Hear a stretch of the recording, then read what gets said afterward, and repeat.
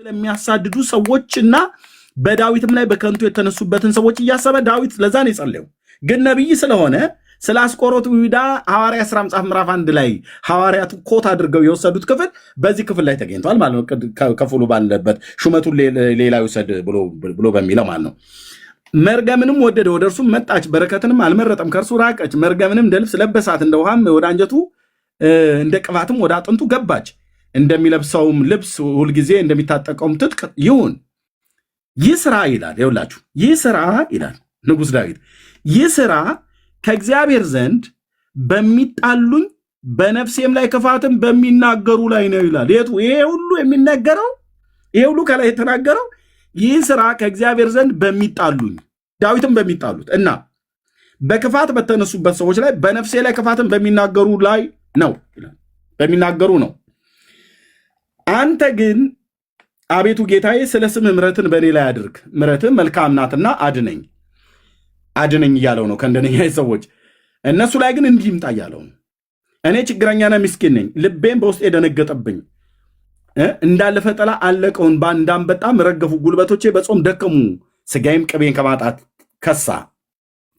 እኔም ከእነርሱ ዘንድ ለነውር ሆኑ፣ ባዩኝ ጊዜ ራሳቸውን ነቀነቁ ይላል። አየህ ዳዊት ማንን እያሰበ ነው የጸለየው?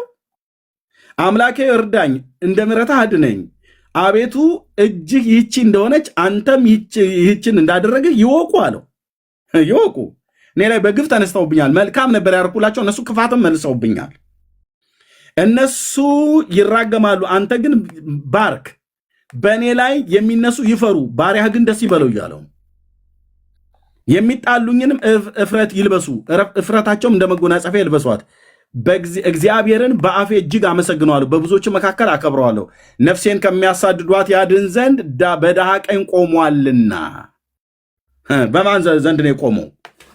እግዚአብሔር ከዳዊት ጋር ስለነበረ ነው። እግዚአብሔር ከሳኦል ሰይፍ ያዳነው ማለት ነው። አየህ ጌታ እንዳልታወክ በቀኜ ነውና ብሎ እንዳለ ይኸው በድሃ ቀኝ ቆሟልና ብሎ ሲል ሌላ ሰው እያሰበ ብቻ ሳይሆን ራሱ ዳዊት እኮ ነው። ዳዊት ባለጠጋ ሆኖ በእርግጥ ባለጠጋም ሆኖ ከድህነት እችን ለአንተ ሰጥቻለሁ ብሎ የሚልበት ክፍል አለ። ቤተ መቅደሱ እንዲሰራ ለሰለሞን ለልጁ ብርና ወርቅ ሲሰጥ እንጂ ዝም ብሎ መናጢ ዳ ዝም ብሎ እንደው እከኩን የሚያክ የሚበላና የሚጠጣ ያጣ አይነት አይደሉም። አባቶች እንደዛ አይደሉም። እግዚአብሔር እጆቻቸውን ስራ ባርኳል።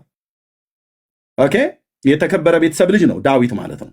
የነ ቦአዝ ሰፈር ማን የነ ቦኤዝ ልጅ ነው። የነ ዮቤድ ዘር ነው። የነ እሴይ ልጅ ነው። እና በድሃ ቀኝ ቆሟል ይላል። ስለዚህም ነበር ጌታ እንዳልታወክ በቀኝ ነው ይል ነበር። በቀኙም ስላለ ከሱ ጋራም ስላለ ነው ዳዊት ከሳኦል ጦር እግዚአብሔር አዳነው፣ ከልጁ ከአቤሴሎም መፈንቅለ መንግስትም አዳነው፣ ከጎልያድም እጅ አዳነው፣ ከውስጥም ከውጭም ከተነሳበት አዳነው። ኦኬ፣ በድሃ ቀኝ ቆሟልና። ግን እንደዚህ በሚያደርጉ ላይ በእኔ ላይ መልካምን ባደረግኩ ፈንታ እነሱ ክፋትን መለሱልኝ አለ። ያው እዚህ ጋር አይታችሁታል። ያው በመልካም ፈንታ ክፉን በወደድኳቸው ፈንታ ጠላትነትን መለሱልኝ ይላል። በእነሱና በልጆቻቸው ላይ ነው እንደዚሁን ያለው ዳዊት እንጂ እነኚህ እንደሚሉት ምዕራፉ በተነበበበት ቁጥሩ በተነበበበት በየመካከል ላይ በላዩ ኃጢአተኛ ሹም በቀኙም ሰይጣን ይቁም፣ ይሁዳ ወልዱ ወውሉደ ወልዱ ይደምሰስ፣ በተሟገተም ጊዜ ተረቶ ይውጣ፣ ጸሎቱም ኃጢአት ትሁንበት እያለ ዝም ብሎ ፂሙን እየጎተተ እንደሚያነበው እንደዚህ ሰውዬ አይደለም ክፍሉ ብሎ የሚለው አይደለም ብሎ የሚለው እንዴት ነው? አንተ አይልም እኮ ነው ብዬምልህ አይልም። ይሁዳ ወልዱ ወውሉደ ወልዱ ይደምሰስ ይልልሃል። እርግማንን እንደ ልብስ የለበሱ ሰዎች ማለት ነው። ክርስቶስ አስተምሯል ወይ? እንደዚህ አይነት ነገር አስተምሯል ጌታችን? እንደዚህ አይነት ትምህርት የሸጠው እኮ አንድ ሰው ነው። የአስቆሮቱ ይሁዳ ይባላል። ለዛ ሰው ደግሞ ጌታችን ኢየሱስ ክርስቶስ ምን እንደሚገጥመው ተናግሯል። ባይወለድ ይሻለው ነበር ብሏል። አሳልፈው ለሚሰጠኝ ሰው ከዚህ በመካከላችሁ አለ አለ። አሳልፎ ለሚሰጠኝ ግን ወዮለታል።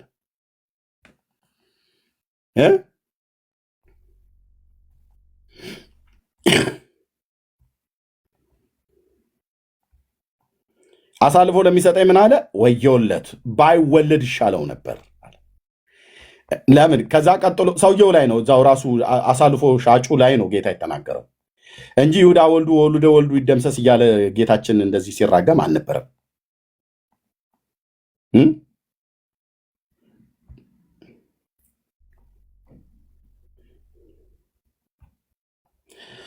ኦኬ ምን አለ ጌታ?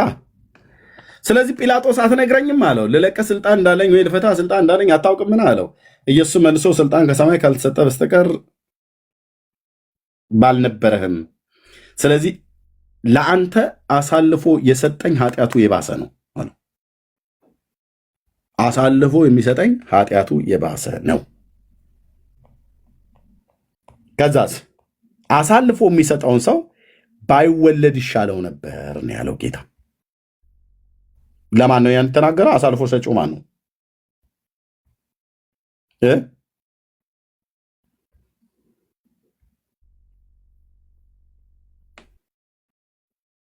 ወገን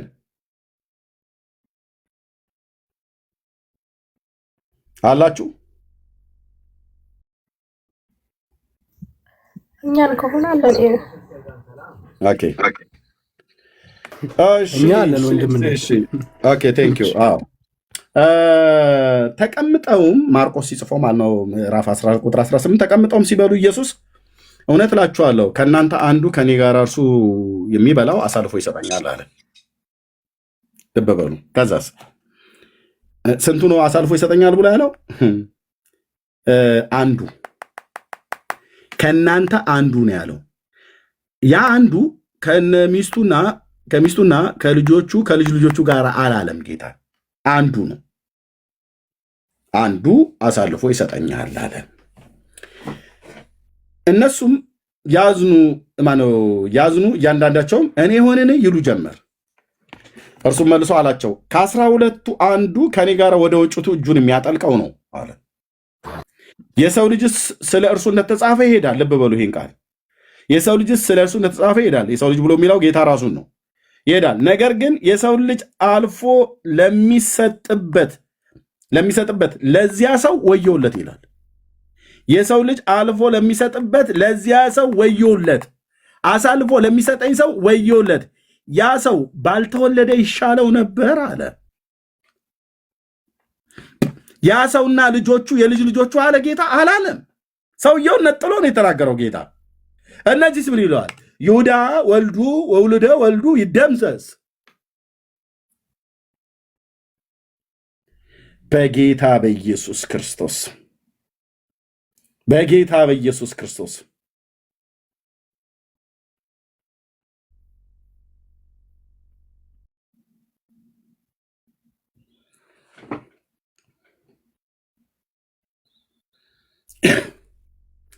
ያው ባይወለድ ይሻለው ነበር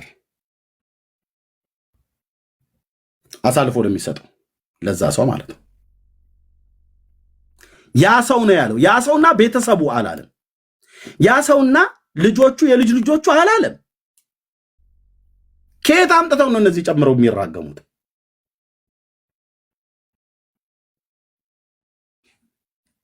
ላይ በልሳና መጻ ለይሁዳ ወልዱ ወልዱ ቆይ እንጂ ዝም ላይ ይደምስ ለይሁዳ ወልዱ ወውሉደ ውሉዱ ይደምሰስ አገቱን በጽል ለይሁዳ ወልዱ ወውሉደ ውሉዱ ይደምሰስ በጸብዑኒ በከንቱ ለይሁዳ ውሉዱ ይደምሰስ በማፍቀሩን ያስተዋደዩኒ ለይሁዳ ትኩኖ ጌጋየ ለይሁዳ ወልዱ ወውሉደ ውሉዱ ይደምሰስ ወይኩን መዋዕሊሁ ህዳጠ ለይሁዳ ወልዱ ወውሉደ ውሉዱ ይደምሰስ ወሲመቶይ ይንሳ ባይል ለይሁዳ ወልዱ ወውሉደ ውሉዱ ይደምሰስ ወይኩኑ ደቂቁ ከመጓለ ማውታ ለይሁዳ ወልዱ ወውሉደ ውሉዱ ይደምሰስ ትኩን መበለተ ለይሁዳ ወልዱ ወውሉደ ውሉዱ ይደምሰስ ታወቁ ደቂቁ ይፍልሱ ያስተፍህሙ ለይሁዳ ወልዱ ወውሉደ ውሉዱ ይደምሰስ ወይስድድጎሙ ማብያቲሆሙ ለይሁዳ ወልዱ ወውሉደ ውሉዱ ይደምሰስ ወይበርብሮ ባለዳ ኩሎ ንዋዮ ለይሁዳ ወልዱ ወውሉደ ውሉዱ ወያብልዩ ወነኪር ኩሎ ተግባሩ ለይሁዳ ወልዱ ወውሉደ ውሉዱ ይደምሰስ ወይርከብ ዘይረድኦ ለይሁዳ ወልዱ ወውሉደ ውሉዱ ይደምሰስ ወይመሃርዎሙ ለእጓለ እማውታሁ ለይሁዳ ወልዱ ወውሉደ ውሉዱ ይደምሰስ ወይሰረው ደቂቁ ለይሁዳ ወልዱ ወውሉደ ውሉዱ ይደምሰስ በአቲ ትውልድ ትደምሰስ ስሙ። አቤቱ ጌታ ለዚህ ነው አየህ ተራጋሚ ራሱን ደርጋሚ የሚባል ብሂል አለ በእኛ በባላገሮቹ ንግግር። የሚራገም ትውልድ ያለ ለዚህ ትውልድ ነው ሰውየው በህይወት በሌለበት ልጆቹና የልጅ ልጆቹም በሌሉበት ቢኖሩም እንኳን ጌታችን ኢየሱስ ክርስቶስ ይሁዳና ልጆቹን የልጅ ልጆቹን እርገሙልኝ ብሎ አላለም። ወንድሞች እናቶች፣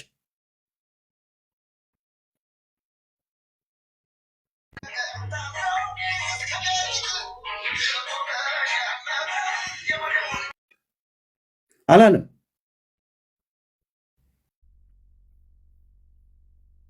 ዳዊት ይህንን በእኔ ላይ በክፋት በተነሱብኝ ሰዎች ላይ ይሁን ነው እኮ ብሎ ያለው። በከንቱ በሚጣሉ ላይ ይሁን እኮ ነው ያለው። መልካም ባደረግኩላቸው ፈንታ ክፋትን በመለሱልኝ ሰዎች ላይ ይሁን ነው ያለው።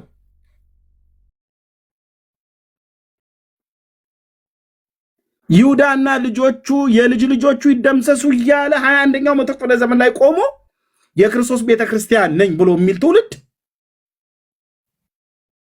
ይራገማሉ። እሱ ብቻ አይደለም፣ ይሁዳን ግለሰቡን ብቻ አይደለም፣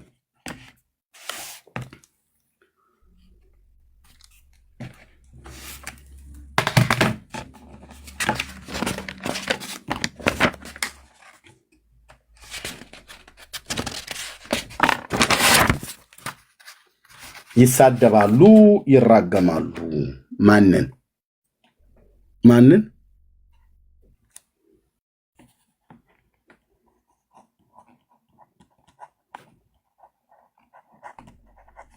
እስራኤልን ኦርቶዶክስ ማለት ነው በጸሎት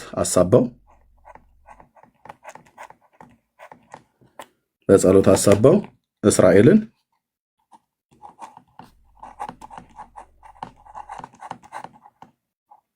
ሰደባሉ፣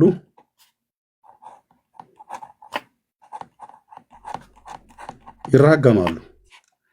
አንሳደብም አንራገምም ብለህ ምትልና ገባ መሳደባችሁን ከአንድ መጽሐፍ መራገማችሁን ከአንድ መጽሐፍ አሳያችኋለሁ። ቅድም በቃሌ ስለ የነበረው ማለት ነው። ክፋቱ ግን ካህናቱና ዲያቆናቱ አይገቡም፣ እዚህ ቤት አይገቡም። ቢገቡ ኤርታሌ እሳተ ገሞራ ውስጥ የመግባት ያህል ነው የሚሆንባቸው። ለምን እዚህ ቤት ያለ መረጃ አይወራም ብራዘር። ኦርቶዶክስ በጸሎት አሳባ ኔሽን ኦፍ ኢዝራኤልን የእስራኤልን ህዝብ የኪዳኑን ህዝብ ተረግማለች፣ ትሳደባለች። የተጻፈ ነው ማሳይ ስትገባ የተጻፈ አሳያለሁ። ታዲያ ምን አገባህ እስራኤልን ብንረግም ምን አገባህ ብንሰድባቸው ነው ብለህ ያልከው? ለምን ትሰድባቸዋለህ? ለምን ትረግማቸዋለህ?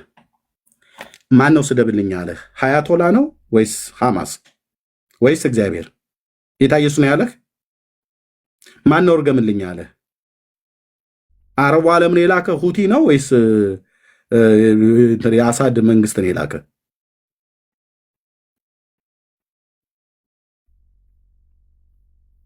ጌታ ኢየሱስ አሳልፈው ሰጥተውኛልና እርገሙልኝ እስራኤልን አለ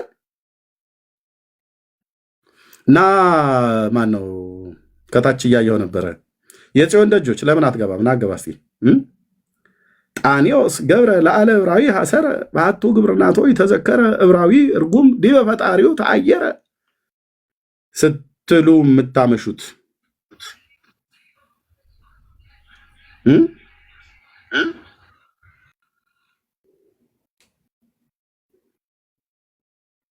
40 መዓልተ 40 ሌሊት ለዛ አውረደሎሙ ህብስተ ህይንተ ሰናይ ፈደይዎ እኪተ ጣኔዎስ ገብረ ለአለብራዊ ሐሰረ ብላችሁ አላችሁት ማለት ነው።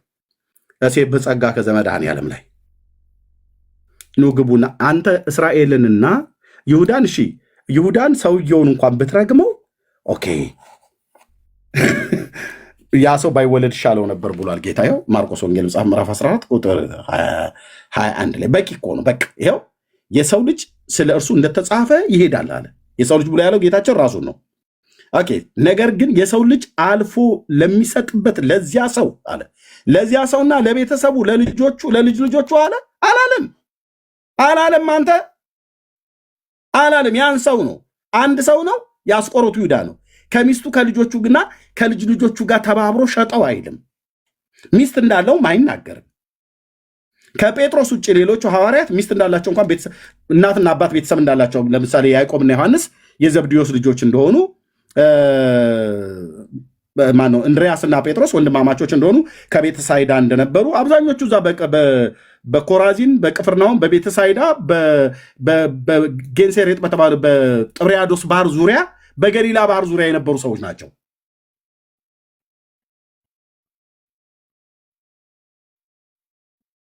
ከጴጥሮስ ውጭ ሚስት እንዳለው እንኳን መጽሐፍ ቅዱስ የሚናገር የለም።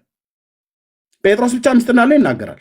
የአስቆሮቱ ይሁዳ በል፣ ቶማስ በል፣ በርተሎሜዎስ በል፣ ቀናናዊ ስምዖን በል፣ ቀናተኛው የተባለውም ሰው ይሁን የዘብዴዎስም ልጆች ጴጥሮስም እንድርያስም ቤተሰብ እንዳላቸው ይታወቃል እንጂ ሚስት እንዳለው ከጴጥሮስ ውጭ ሌላ ማንም አይታወቅም። ይሁዳና ልጆቹ ልበሉ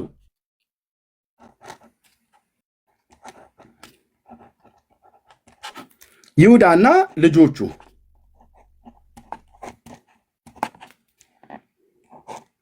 የልጆቹ ልጆች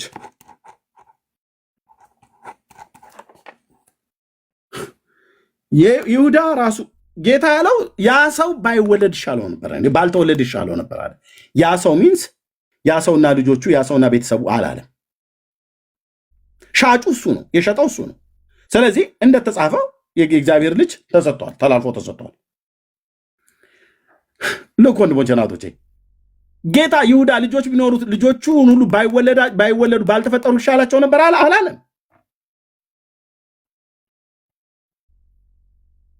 አልወጣውም።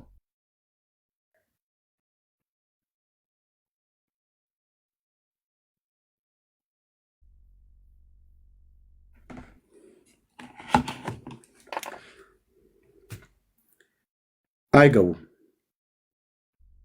ምን በወጣቸው ይገባሉ? ምን በወጣቸው ይገባሉ? እንደማለት እዛው መቋሚያውን ከመሬት ጋር እየቀጠቀጠ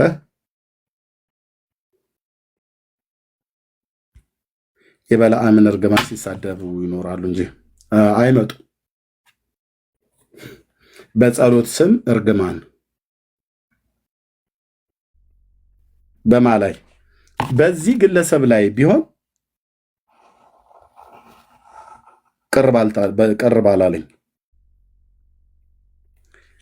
በልጆቹና በልጅ ልጆቹ ላይ ይሁን ብላችሁ ስትሉ ማን ነው እንደዚህ እንድትረግሙ ያዘዘው ነው እየጠየቅን ያለ። ማን ያዘዛችሁ?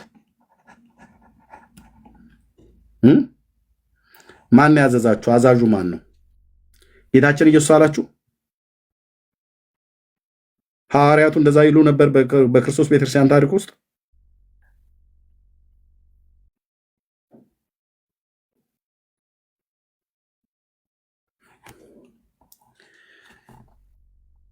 እስራኤልን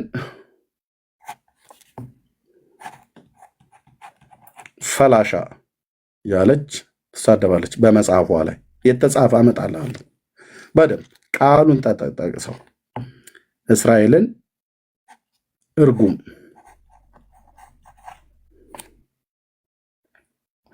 ማን ነው የሚለው?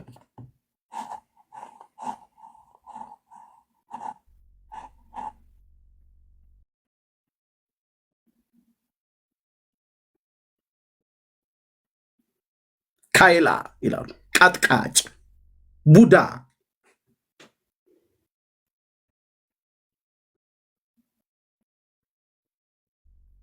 እግዚአብሔር ምሕረት ያርግላችሁ።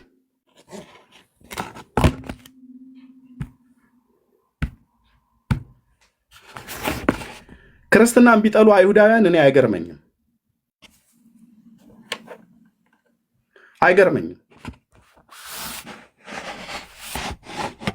ለምን ፍቅር አልሰበኳቸውም? እነሱ ካደረጉት አይሁዳውያኑ ካጠፉት ጥፋት የበለጠ ክርስቲያኔ ብሎ የሚለው ትውልድ ነው እያጠፋ ያለው።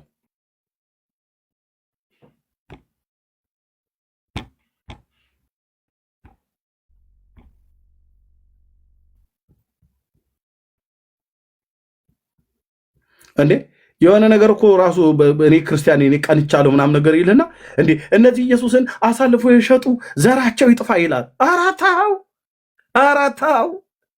ኧረ ተው ወንድም አለም ተው፣ ግድ የለም ከጽዮኑ አለት ጋር ነው የምትጣለው የምትደቀው።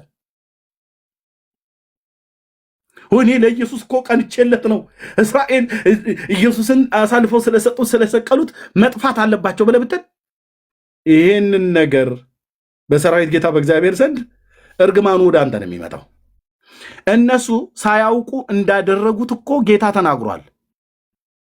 እሱ ሳያውቁ ነው ያደረጉትና ይቅር በላቸው ብሎ የለመነውን አንተ ግን ይጥፉ ትላለህ። ምን እያልክ ነው? እኔ ከኢየሱስ የተሻለ አውቃለሁ። ኢየሱስ ብዙም ስለማያውቅ ስለ አይሁዳውያኑ እኔ ግን የተሻለ አቅለታለሁ ለኢየሱስ። ስለዚህ እሱን ተዉትና የኔን ተቀበሉ ነው እያልከን ያለው። ካልሆነ በስተቀር የሰቀሉትን የሚያደርጉትን አያውቁምና ይቅር በላቸው አለ ታላቁ ሐዋርያ ቅዱስ ጳውሎስ ሲናገር። አውቀውትስ ቢሆን ኖሮ የክብርን ጌታ ባልሰቀሉት ነበር እኮ አለ። አየህ፣ የሰቀሉት ስላላወቁት ነው ወገኖቼ፣ የሰቀሉት ስላላወቁት እኮ ነው። ሳያውቁ ስላደረጉት ይጠየቃሉ አይጠየቁም? ይጠየቃሉ። ዋጋ ከፍለዋል አልከፈሉ? በጣም ከፍለዋል ብራዘር። በዘመናት ታሪክ ውስጥ የማይረሳ የ6 ሚሊዮኑም ህዝብ እልቂት ከዙ ጋር የተገናኘ ነው ብዬ እኔ በግሌ አምናለሁ። የልጅ ልጆቻችን ብለው ማለት ነው።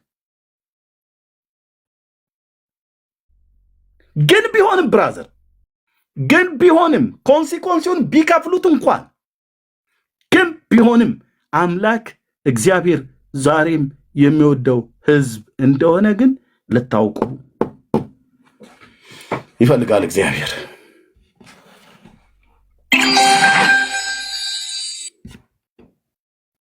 በልጅ አማኝቶ ይበላል ተኝቶ እንደሚባለው ማለት ነው። በይሁዳ አሳበህ እስራኤልን ስትሳደብ ስትራገም የምትውል ትውልዱ ንስሐ ነው መግባት ያለባችሁ ወንድሞች፣ እናቶች፣ ንስሐ ነው መግባት ያለባችሁ። ይሁዳ ወልዶ ይደምሰስ። ማን ናቸው ልጆቹ? ነው የልጅ ልጆቹ አሉ። አሁን አሉ በስጋ የወለዳቸው ልጆች ስላሉ እነሱ ይደምሰስ ነው ብላችሁ እያላችኋቸው ያላችሁት ማን ነው? እንደዚህ ያስተማራችሁ? በስጋ የተወለዱ የሱ ዘርና ትውልድን ይደምሰስ ብላችሁ እንድትሉ። ጌታ ያ ሰው ባይወለድ ይሻለው ነበር ብሎ ስለ ግለሰቡ ነው የተናገረው። ስለ ልጆቹና ስለ ልጆቹ አልተናገረም። አንድ አይ እኛ የስጋ ልጆቹ እያልን አይደለም፣ መንፈሳዊ ልጆቹ ማለታችን ነው። እሱ ኢየሱስን አሳልፎ እንደሸጠው አሁንም ጌታ አሳልፎ ለሚሸጡ ሰዎች ነው እንደዚህ የምንለው ብለህ ካልክ፣ መንፈሳዊ ልጆቹ ነው ብለህ ካልክ፣ ጌታን አሳልፈው በዚህ ዘመን እየሸጡ ያሉ እንደ አስቆሮቱ አይነት ጌታን የሚክዱ እነሱንስ እርገም ነው የተባልከው ወይ አስተምረህ የሳቱትን መልስ ነው የተባልከው በወንጌል ስብከት።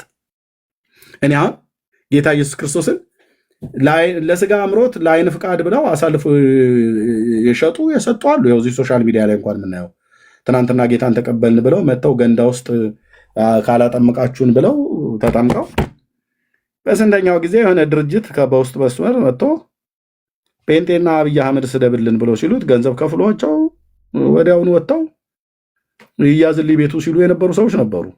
እኛ እንኳን በዚህ አይነት የብልግና ልክ እንኳን ብፁዕነታቸውን ብፁዕ አቡነ ማትያስን እንኳን አልተሳደብንም። ጳጳሱን የሰደበበት ስድብ ብፁዕ አቡነ ማትያስን ፓትርያርኩን እኔ በዚህ ድፍረት እንኳን እሳቸውን አይደለም ሌላውን ሰው እንኳን ራሱ እንደዚህ አልናገርም። እሺ እነኚህ ሰዎች ገንዘብ ፈልገው በቃ ገንዘብ ስጣቸው የትኛውን ቦታ ላይ ገብተው ይሳደባሉ። እሺ እነኚህ ሰዎች ልጆቻቸውን የልጅ ልጆቻቸው ጌታ ኢየሱስ ክርስቶስን አይወዱትምና ብዬ ማርቆስ 16ን ጠቅሰን ልጆቻቸውን የልጆች ልጆቻቸው ይደምሰሱ ብለን እንድንል ጌታ ኢየሱስ ክርስቶስ አስተምሮናል? አላስተማረንም። በመካዳቸው ግን የሚደርስባቸው ኮንሲኮንስ ያለ በጣም እኔ እናንተን ግን ተራጋሚ አድርጎ መሬት በበትር መሬትን እየቀጠቀጥክ እየደበደብክ እንድትራገም እግዚአብሔር አልፈቀደም። ግን በይሁዳ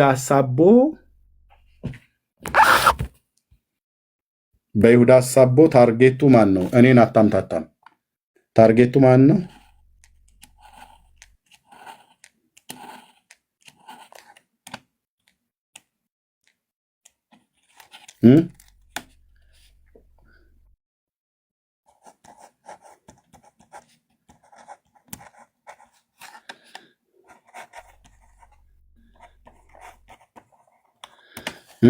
ማንን ነው እንደዚህ የሚባለው?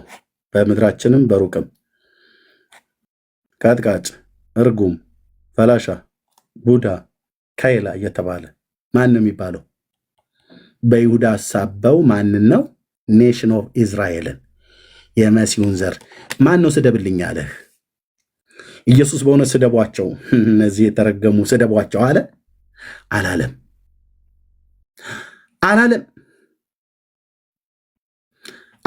አንተ አላለም። አልወጣውም ጌታዬ።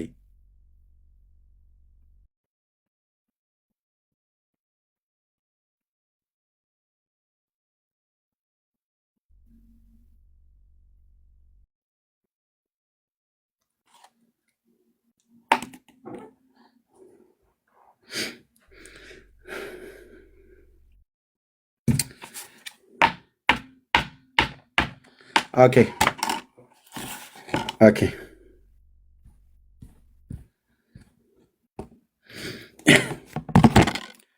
ስለዚህ አይሁዳውያን ተነስተው ክርስትናን ቢጠሉ እኮ ብዙ እናውራ ከተባለ መቼ ፍቅርን ያሳየን ክርስቶስን መቼ ለነሱ ፍቅርን አሳየን?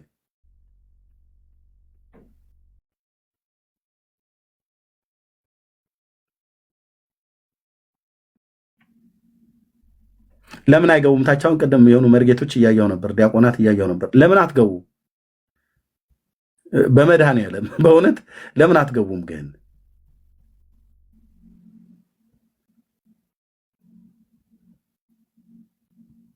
ለምን አትገቡም? አገልጋይ የሆናችሁ ታች እያየኋችሁ ነው። ለምን አትገቡም? በልጅ አማኝቶ ይበላል ተኝቶ እንደሚባለው በይሁዳ አሳባችሁ የምትሳደቡት ግን እስራኤልና ትውልዱን ነው።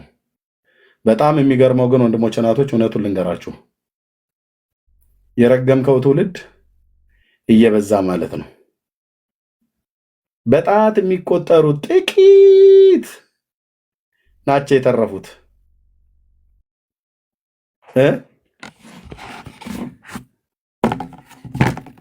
በሆሎኮስት እልቂት ማለት ነው ጀርመን ላይ በጣት የሚቆጠሩ የሚባሉ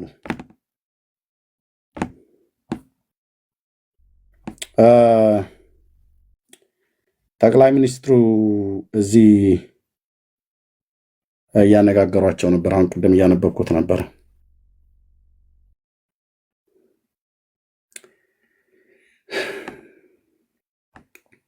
Thank you for coming.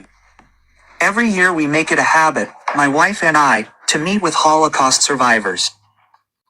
It is extraordinarily moving because you, with your great spirit... Okay, ከዛ ከሆሎኮስት እልቂት ከጀርመን እልቂት የተረፉትን ሰዎች የፕራይም ሚኒስተር ኔታንያሁ and his wife ሰርቫይቭ ያደረጉትን ከነሱ ጋር ጊዜ ያሳልፋሉ። እንደዚህ ማለት ነው። በጣት የሚቆጠሩ 1 2 3 4 5 ምናምን ነገር ተብለው የሚባሉ የእሳቸውም የራሳቸውም አባት ጭምር ሳይቀር ማለት ነው። የጠቅላይ ሚኒስትሩ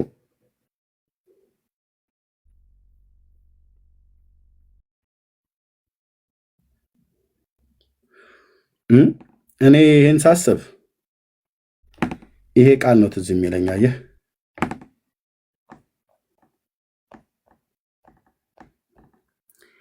የሰራዊት ጌታ እግዚአብሔር ዘርን ባያስቀርልን ኖሮ እንደ ሰዶም በሆንን እንደ ገሞራ በመሰልን ነበር አለ ኢሳይያስ ከ700 ዓመት በፊት።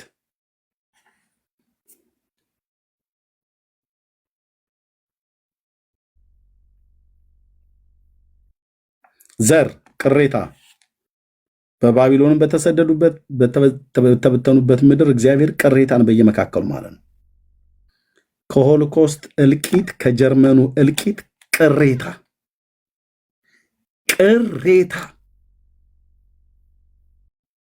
ዘር ትውልድ የአብርሃም ዘር ከፊቱ እንዳይጠፋ ሙሉ በሙሉ እንዳይደመሰሱ ማለት እንደ ሰዶምና እንደ ገሞራ እንዳይሆኑ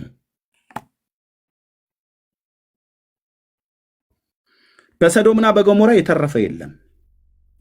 ለወሬ ነጋሪ የቀረ የለም። ሎጥ ነው የተረፈው ከሰዶም። ሎጥ ደግሞ የሰዶም ሰው አይደለም። በሰዶም ይቀመጥ የነበረ የአብርሃም የወንድሙ ልጅ የታራን ልጅ ነው። ሶሪ የሃራን ልጅ ነው። የወንድሙ ልጅ ነው። የአብርሃም የወንድሙ ልጅ ታራን ናኮርና አብርሃምን ሃራን ወለደ። ሃራን ደግሞ ሎጥን ወለደ ማለት ነው። ስለዚህ ከሰዶምና ከገሞራ ምንም የተረፈ የለም። ሎጥና ሚስቱ ልጆቹ ወጡ። ሚስቱ ጠፋች። ልጆቹ 2 ሴቶች ልጆችና እሱ ብቻ ነው የተረፈው። እነሱም የዛ የሰዶም ሀገር ይቀመጡ የነበሩ በእንግድነት እንጂ እዛ ሰዎች አይደሉም። ስለዚህ ከሰዶምና ከገሞራ ከአዳማና ሲባዮ ከሚባሉ ከነዚህ 4 ከተሞች የተረፈ ትውልድ የለም። ሰዶም፣ ገሞራ፣ አዳማ፣ ሲባዮ እነዚህ 4 ከተሞች ውስጥ የሚኖሩትን ትውልድ ነው ጌታ ለዘላለም በእሳት የቀጣቸው ያጠፋቸው። እና ኢሳይያስ ምን ይላል? ዘርን ባያስቀርልን አለ። ትውልድን ባያስቀርልን ኖሮ ከሰዶምና ከገሞራ የተረፈ ለወሬ ነጋሪ እዚህ ፕላኔት ላይ ሰው የለም ነው ብዬ የምላቸው። አንድ ዘር የተረፈ የለም። እና እስራኤልን እግዚአብሔር እንደዚህ ያላደረገው ዘር አስተርፎለት ነው። እነዛ ዘሮች የተረፉት ይታያል። endured indescribable suffering and came to the land of Israel and took part in the great revival. Today we are hunting down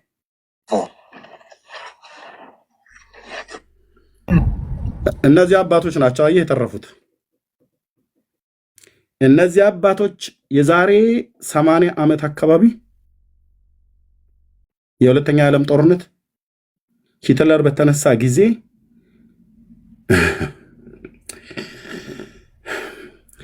ጭንቅላታቸውን ከአለት ጋር እየፈጠፈጡ ይገሏቸው ከነበሩ ልጆች መካከል የተረፉ ናቸው። ማን ያስተረፋቸው?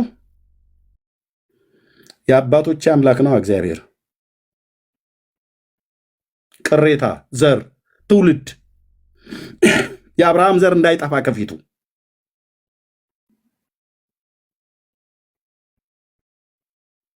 አቤት እነዚህ ህፃናት ነበሩ ያኔ ገና ሰፈር ለሰፈር ብይ የሚጫወቱ የሚሯሯጡ እድሜያቸውና ከ7 እና ከ10 በታች የሆኑ አንዳንዶቹም የበለጠ ነው ካለ ከዛ የተረፉ ከፍ ያሉት ከተገኙ አብዛኞቹ ህፃናት ነበሩ።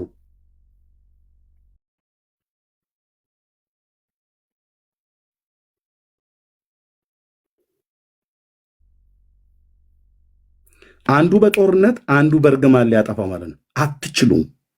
ቅዱስ ገናናው ኢየሱስ ምስክር ነው። አትችሉም። የአብርሃምን ዘር ትውልዱን ደምስሰህ ይደምሰስ እያልክ በይሁዳ ሐሳብ በምትሳደበው ማን እንደሆነ እናውቃለን። በደንብ ነው የምናውቀው።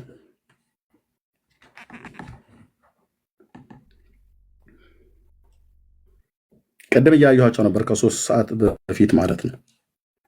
ያው በጠቅላይ ሚኒስትሩ ቢሮ እኔ ሰብስክራይብ ስላረኳቸው እከታተላቸዋለሁ።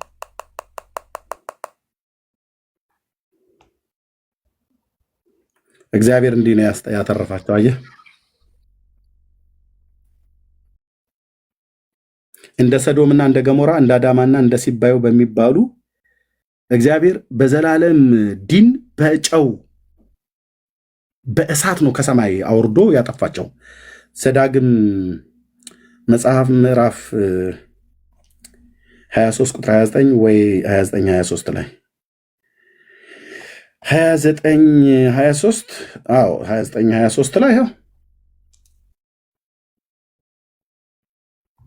እንዲህ ይላል፣ ምድርም በሁለንተናዋ ዲንና ጨውን መቃጠልም እንደሆነባት እንዳትዘራም እንዳታበቅልም ማናቸውንም ሳርና ልምላሜ እንዳይወጣባት እግዚአብሔር በቁጣው በመዓቱ እንደገለበጣቸው እንደ ሰዶምና ገሞራ እንደ አዳማና እንደ ሲባዮ እንደሆነች ባዩ ጊዜ ይላል። 4 ከተሞች ናቸው። ሰዶም 1፣ ገሞራ 2፣ አዳማ 3፣ ሲባዮ 4። እዚህ ቅድም የጠቀስኳቸው ማለት ነው። እነዚህ ከተሞች ውስጥ የነበረ አንድ ሰው አልተረፈም። በዚህ በሰዶም የሚቀመጥ የነበረው ሎጥ ነበረ። ሎጥ የሰዶም ሰው አይደለም። ቅድም እንዳልኳቸው አብርሃም ወንድም ነው። በእንግድነት ሄዶ እዛ ይኖር የነበረ ነው። ከዛ ውጭ የተረፈ አንድ የለም። ኢሳይያስ ምዕራፍ 1 ቁጥር 9 ላይ ኢሳያው እንደው ብሎ የሚለው እግዚአብሔር ዘርን ባያስቀርልን ኖሮ እንደ ሰዶም መሆን እንደ ገሞራ በመሰል ነበር ይላል። ዘር ስላስቀርለት ነው እስራኤል የቀጠለው ማለት ነው። አዎ ዘርስ ባያስቀር ኖሮ እስራኤል ለዘላለም ነበር የሚጠፋው። ታዲያ እግዚአብሔር ራሱ በምሕረቱ ባለጠጋ ስለሆነ ነው ያተረፋቸው ማለት ነው። አዎ ቅሬታ ትውልድ።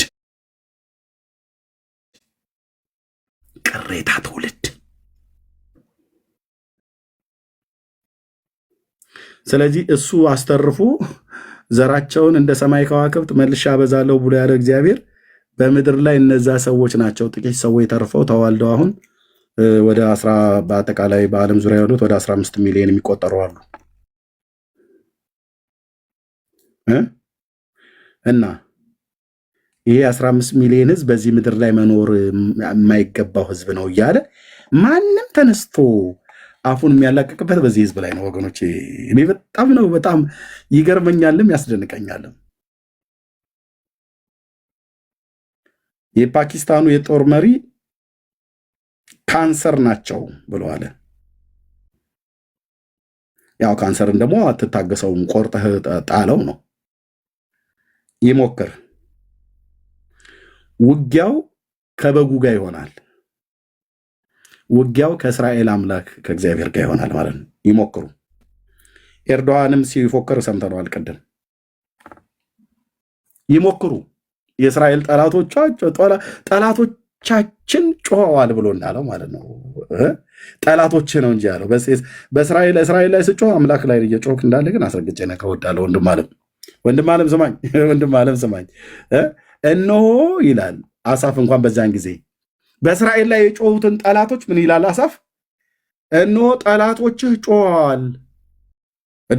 የተጮህ እኮ በእናንተ ላይ ነው እስራኤላውያን። በእኛ ላይ ስጮህ በማን ላይ ጮህ? በአምላክ ላይ ነው የምጮህ ነው። እነሆ ጠላቶችህ ጮኸዋል። አሳፍ የዛሬ ስንት ዓመት? የዛሬ 3000 ዓመት አካባቢ ላይ ማለት ነው። የአሳፍ የምስጋና መዝሙር ዘማሪው አሳፍ ነው ይሄን ያለው።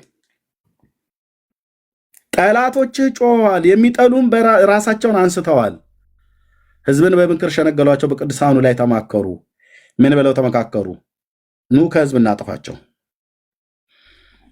ከዚያ የእስራኤል ሕዝብ አይታሰብ፣ እዚህ ምድር ላይ መታሰብ የለበትም። እስራኤል የሚባል ይሄ ሰው እስራኤላዊ ነው፣ እቺ እህት እስራኤላዊት ናት ተብሎ ድጋሚ በትውልድ መካከል ስማቸው እንዳይጠራ እንደምስስ ነው። እንዳይታሰብ አድርገን እናጥፋቸው ከሕዝብ መካከል ኑ ከሕዝብ መካከል ማለት ከሕዝብ እናጥፋቸው፣ ዳግም እንዳይታሰቡ።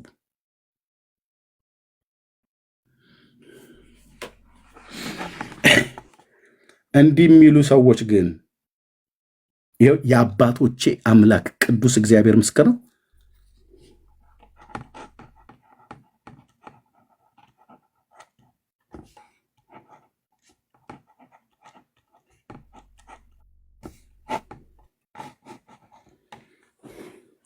የኢየሱስ ክርስቶስ መንፈስ በውስጥ ያለብኝ ሰው ነኝ።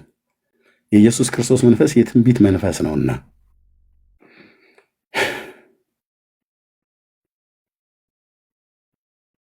ካንሰር በል፣ ጢንዚዛ በላቸው፣ ዝንብ በል፣ ሸረሪት ብለህ እንደ ማነው እንደ ሂዝቦላው መሪ ነስረላ ፌንጣ በል፣ ከርከሮ በል፣ ጃርት በላቸው፣ ምንም በል። ጃርትን ብለህ ካልክ በሾኋ ትወጋለች፣ ትገላለች ማለት ነው። ሸረሪትን በል በድሯ ድሯን አድርታ በፔጀርሚው በምን በምናምን ነገር ይዛ ታጠምዳለች ማለት ነው። ሸረሪት አይደል ያለ።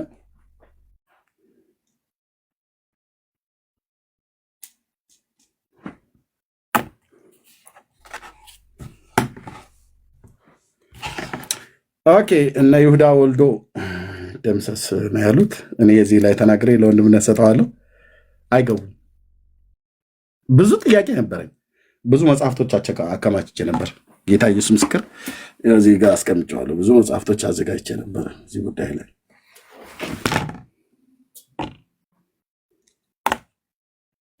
እንወጣቸው ይገባሉ።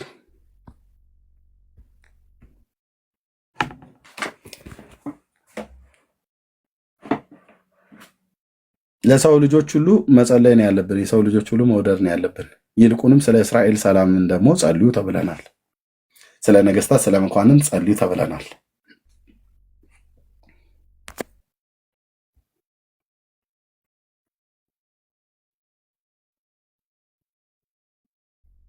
ይህ ቅድም ገባ ገባ አሉ። ገስት ሳይገቡ እታች ነበሩ። አሁን ሲያዩት ነገሩ እንደማይሆን ጥያቄውን አስቀድመን ማቅረብ አልነበረብንም ነበር ማለት ነው። ከቀረብን ግን መግባት ነበረባችሁ። ካህናቱም መምህራኑም ዲያቆናቱም ቅድም ነበሩ። ይህንን ጸሎት ብለህ ትጸልያለህ ወንድም አለም። እንደው በመድኃኔዓለም ይህን ጸሎት ተብሎ ይጸለያል። ጌታችን ኢየሱስ ክርስቶስ እንደዚህ ያላችሁ እርገሙ ብሎ አለ። እግዚኦ የተጻመመኒ ስለትየ ለይሁዳ ወልዱ ወውሉደ ውሉዱ ይደምሰስ። ቆይ እስመ አፈ አማጺ ወአፈ አጥእ አብቀው ላይሌ ለይሁዳ ወልዱ ወውሉደ ውሉዱ ይደምሰስ። ወነበቡ ላይሌ በልሳነ አመፃ ለይሁዳ ወልዱ ወሉደ ወልዱ። ቆይ እንጂ ዝም ብሎ ይደምሰስ ለይሁዳ። አያችሁ፣ አስተካክላችሁ እርገሙ እኮ እያሉ ነው። ዝም ብላችሁ እንትን አትበሉት፣ ቃላቱን በትክክል በሉት እያለ ማለት ነው። የሚነበበው መዝሙር 109 ነው። እኝኛው የሚያነቡት ግን የሚያነቡት ከበለዓም ነው። ሀብተ በለዓም እላቸው ላይ ስላለ ማለት ነው። እሳቸው ብቻ አይደሉም ባይዘው፣ እሳቸው በሙሉ ህዝቡ፣ ካህኑ፣ ሊቁም ደቂቁም እንደሚባል ማለት ነው። ይሁዳ ወልዱ ውሉዱ ይደምሰስ ይላሉ። የት አሉ የይሁዳ ልጆች? የአስቆሮቱ ይሁዳ ልጆች አሉት ብሏል። የልጅ ልጆቹ ብሏል።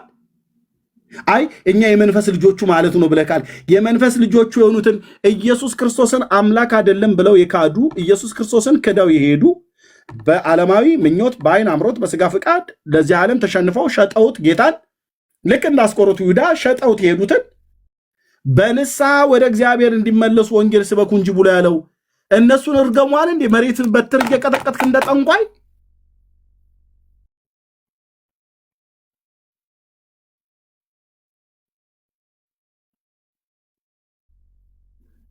እኔ ይበቃኛል። እዚህ ጋር ወንድምነት እንዲህ አይነት ክርስትና እኛ አላየንም። ለስጋ ልጆቹም ቢሆኑ የይሁዳ ልጆች እንድንረግም ጌታ አላዘዘንም። ይሁዳ ወልዱ ወውሉደ ውሉዱ ይደምሰስ ብለህ እንድትል አላዘዘም። ኢየሱስ ክርስቶስ አላዘዘም። እንደዚህ የትኛውንም ቤተክርስቲያን አላዘዘም። የትኛውንም ቤተክርስቲያን አንዳችም ሐዋርያ በዚህ ጉዳይ ላይ እንደዚህ ብለው ያስተማሩ የሉ። አይ መንፈሳዊ ናቸው፣ በስጋ የወለዳቸው ልጆች አይደሉም፣ የግብር ልጆቹ እንደሱ ጌታችንን እየሸጡ ላሉት በዚህ ዘመን ብለህ ካልክ እነዛ ጌታን ትናንትና አውቀው እንደሱ ለሐዋርያነት ተጠርተው ወይ ደግሞ ወደ ክርስትና ውስጥ ገብተው በኋላ ጌታችን ኢየሱስ ክርስቶስን ክደው የሄዱ ሰዎች ሁሉ እንኳን ጭምር በንስሐ እንዲመለሱ ወንጌል ስበክ ነው የተባልከው፣ ጸልይ ነው የተባልከው፣ እንዲመለሱ እንጂ መቋሚያ እየቀጠቀጥ ከርገም አልተባልክም።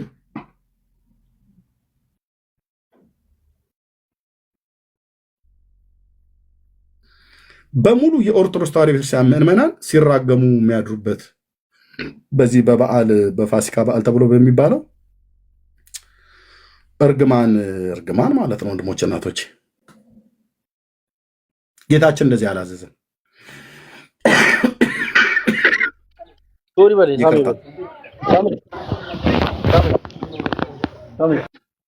ጌታችን እንደዚህ አላዘዘም፣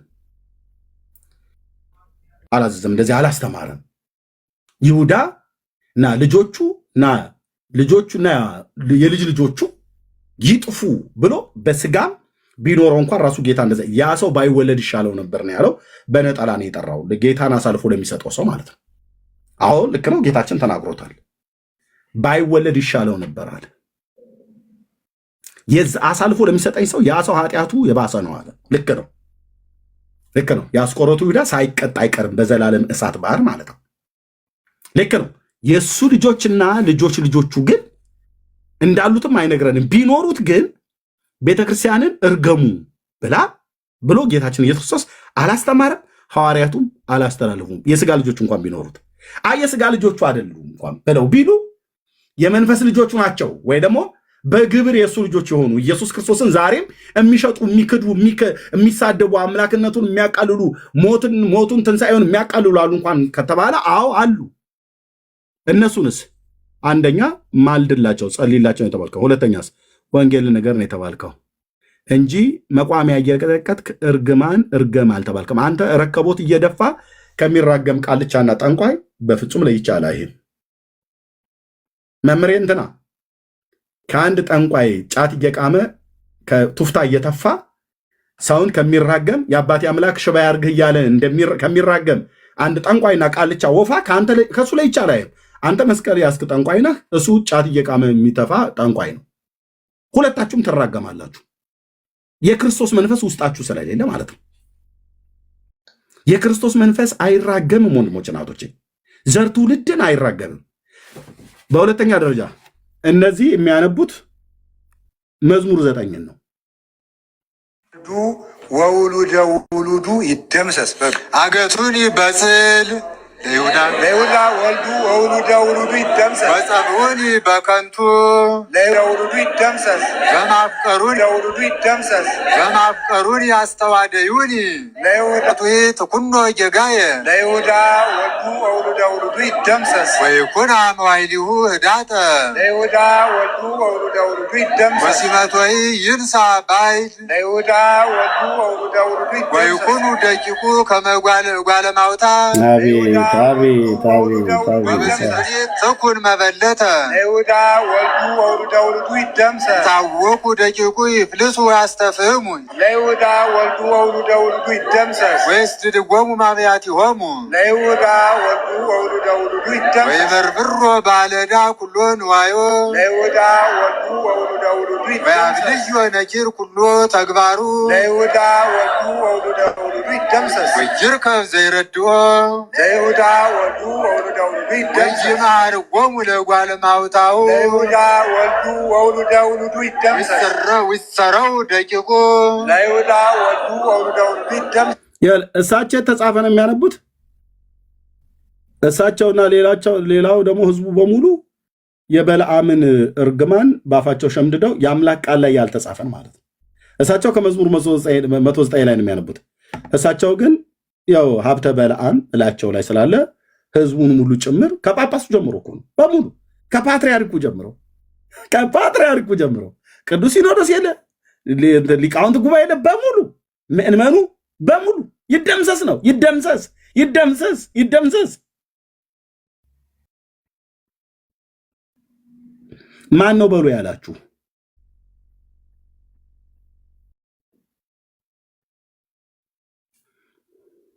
በአቲ ትውልድ ትደምሰስ ስሙ ለይሁዳ ወልዱ ወውሉደ ውሉዱ ይደምሰስ ዘከር ኃጢአተ አቡሁ በቅድመ እግዚአብሔር ለይሁዳ ወልዱ ወውሉደ ውሉዱ ይደምሰስ ወይደምሰስ ጌጋያ ለእሙ ለይሁዳ ወልዱ ወውሉደ ውሉዱ ወይሃሉ ቅድመ እግዚአብሔር በኩሉ ጊዜ ለይሁዳ ወልዱ ወውሉደ ውሉዱ ይደምሰስ ይጥፋ ምድር ዝክሩ ለይሁዳ ወልዱ ወውሉደ አቤት ተዘከረ ይክበር ምጽዋተ ለይሁዳ ወልዱ ወውሉደ ውሉዱ አደደ ብእሴ ነዳየ ወምስኪነ ለይሁዳ ወልዱ ወውሉደ ውሉዱ ይደምሰስ ልቡ ለቀቲል ለይሁዳ ወልዱ ወውሉደ ውሉዱ ይደምሰስ ዘራ ለመርገም ወትምጽኦ ለይሁዳ ወልዱ ወውሉደ ውሉዱ ይደምሰስ አበያ ለበረከት ወትርሐቅ እምኔሁ ለይሁዳ ወልዱ ወውሉደ ውሉዱ ይደምሰስ ነፍሳ ለመርገም ከመልብስ ለይሁዳ ወልዱ ወውሉደ ውሉዱ ይደምሰስ ዋ ከመማይ ውስተ አማውቱ ለይሁዳ ወልዱ ወውሉደ ውሉዱ ይደምሰስ ወከመቅብ ውስተ አይጽምቲሁ ለይሁዳ ወልዱ ወውሉደ ውሉዱ ይደምሰስ ኩኖ ከመልብስ ዘይታጸ ለይሁዳ ወልዱ ወውሉደ ውሉዱ ይደምሰስ ወከመቅናት ዘይቀንት ዘልፈ ለይሁዳ ወልዱ ወውሉደ ውሉዱ ይደምሰስ ግብር ለለ ያስተዋድዩኒ ሀበ እግዚአብሔር ለይሁዳ ወልዱ ወውሉደ ውሉዱ ይደምሰስ ወለለ ይነቡ እኩየ ላዕለ ነፍስየ። በቃ ለእነዚህ ሰዎች ነው ታዲያ ያለው። መርጌታ መጥቷል፣ ለሱ ሰጠዋለሁ። ዳዊት እኮ ያለው ለእነዚህ ሰዎች ነው ታዲያ። ምንድን የሚሉት እነዚህ ሰዎች? ዳዊት ያለው እኮ ዝግብ ዩኒ ሀበ እግዚአብሔር ለይሁዳ ወልዱ ወውሉደ ውሉዱ ወለለ ይነቡ እኩየ ላዕለ ነፍስየ። በቃ በነፍሱ ላይ ክፋትን በሹት ሰዎች ላይ እና በነሱ ላይ ነው ይሁን ያለው።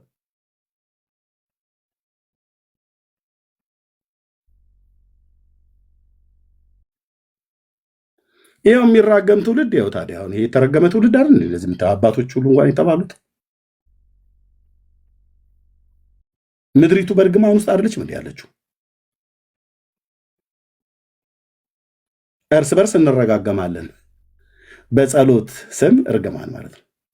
እመቤቴ ማርያም በጠላትነት የተነሳብኝን አንገቱን ቀጭው፣ ጀርባውን በዩ፣ እግሩን አጣሚው፣ ቆልምሚው፣ ወገቡን ብለሽ ስበሪው፣ ደም ስሩን ዝጊው፣ አይኑን አጥፊው የሚል አይደል የተጻፈው?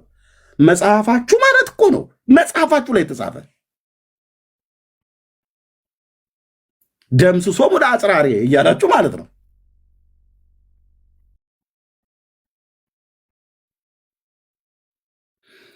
መርጌታ ስለመጣ እንደውም በጥሩ ሰዓት መጥቷል። ለሱ እሰጠዋለሁ። መሪ እንኳን ደህና መጣህ። በደንብ አንተ የምትለው ካለ መቀጠል ትችላለህ መርጌታ። ሰላምና ጸጋ ይብዛላችሁ። ኤርምዬ፣ ዳኒ፣ ሁላችሁም፣ ሰኒም ያለች መቅዲ፣ ሌሎቻችሁም ብዙ እንትና ሌላኛው መዝሙር ላይ ያለውን ቃል እስኪ ጥቀሱት። ያኛው ደግሞ ከመዝሙረ ለጊዜው እንትና አላቱም፣ ያኛው ደግሞ ከሌላ ቦታ ያለ ነው። እስኪ የሐዋርያት ሥራ ሊያቆራኘው ይችላል እንጂ የዚህ የመዝሙር 109 ቁጥር 8 ላይ ያለው ቃል አይደለም እያሉ ነው። ተመሳሳይ ነው። ተመሳሳይ ሐሳብ ነው። ሁለቱ ተመሳሳይ ናቸው።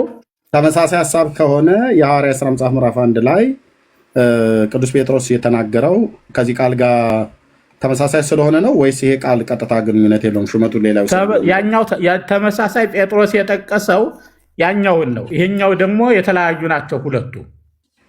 ኦኬ፣ ይሄኛው ለማን ነው የሚናገረው? ሹመቱ ሌላ ይውሰድ ብሎ ሲል ነው የማንን ነው?